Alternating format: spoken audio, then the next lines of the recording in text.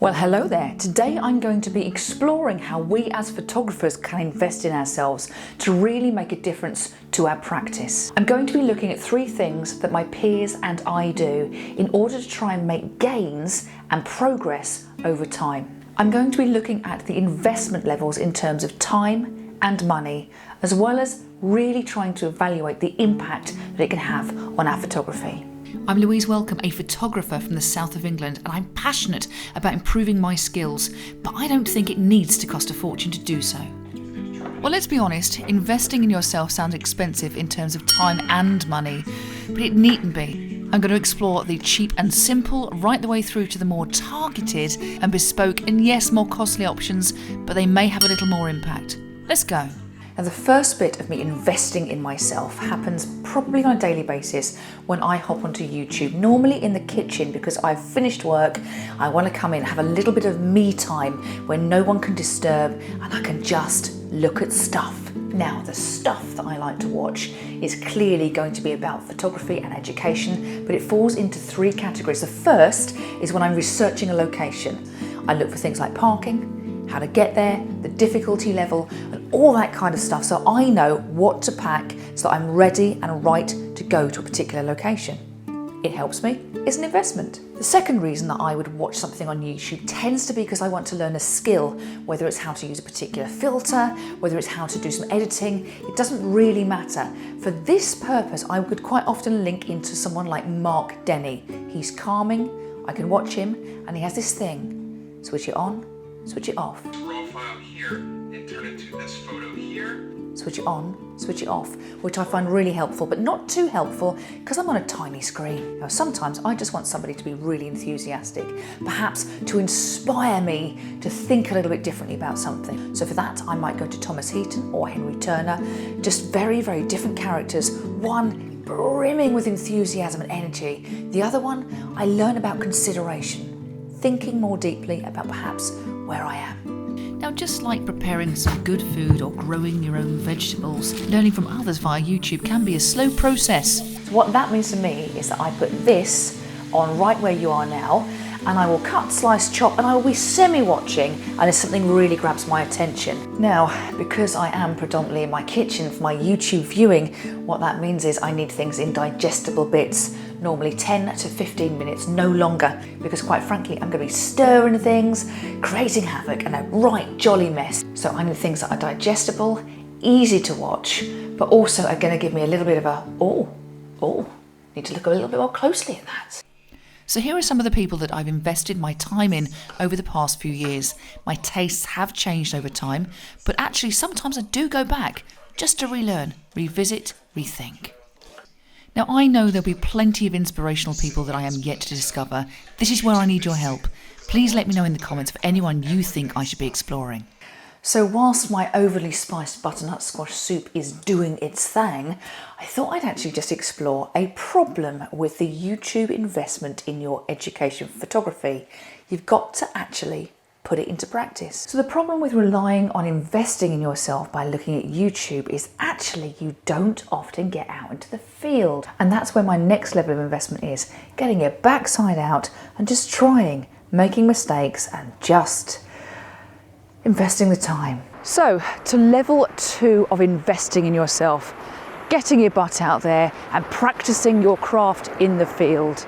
Now, I would suggest that this is more costly in terms of time than money, unless you're going to go further afield than your local area.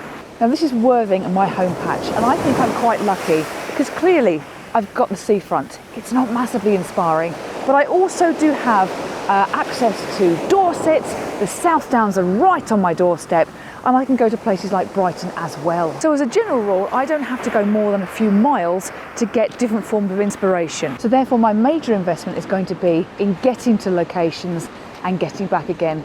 Time is going to be the biggest thing that I will need to give. But next week I am planning on investing a little bit more in myself by going away to Wales specifically to do some photography, not on a course, just doing it myself. Now what that's meant so far is that I've had to do an awful lot of research.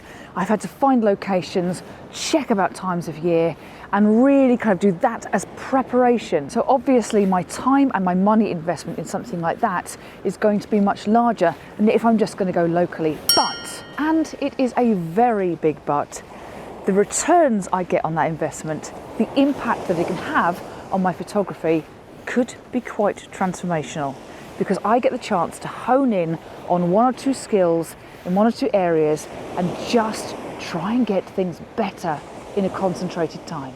In my honest opinion, getting out, getting in the field is the single biggest thing that you can do to invest in yourself. So my third thing though I want to explore is probably a bit controversial, simply because once we as photographers have bought our kit, we don't necessarily have to spend lots more money unless we choose to. And this is where you may consider investing in yourself in terms of specialist tuition, in terms of perhaps a one-to-one on a shorter term, or going away with a guide on a longer term. Now I think this is where discerning what it is that you really want to know really comes into its own.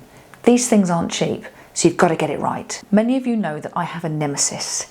It's woodland photography, and I probably have about 4 or 5 shots in total that I'm vaguely happy with that I've taken in woodlands. I also rather enjoy intentional camera movement, but I've never really been truly satisfied with anything I've come up with. So this year, it's a big birthday, 21, if only. And I have decided that I'm going to invest in myself for my birthday and perhaps get over my fear of woodlands and do something much better in terms of ICM. If you're new to Chris Frost, I want to let you know that he was the UK Landscape Photographer of the Year for 2020, and his work I find really inspirational. Now bear in mind that I have already said to you that I find woodland photography extremely problematic, and that's simply because I can't really make sense or get the quality of images that I see in Chris's work.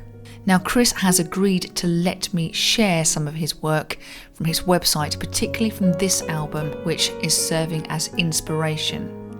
Now these images are Patagonia, but what I'm looking for is to be able to learn about his view of images, learn through his experience and his eyes. And what I'm looking to do is to really try and work out how I find a character in a tree and how I make the most of this in my spring flowers experience with him. Now this shot here was the winning shot from the Landscape Photographer of the Year, and in all honesty I've been chasing something as sublime as this when I've gone to my wild garlic woods.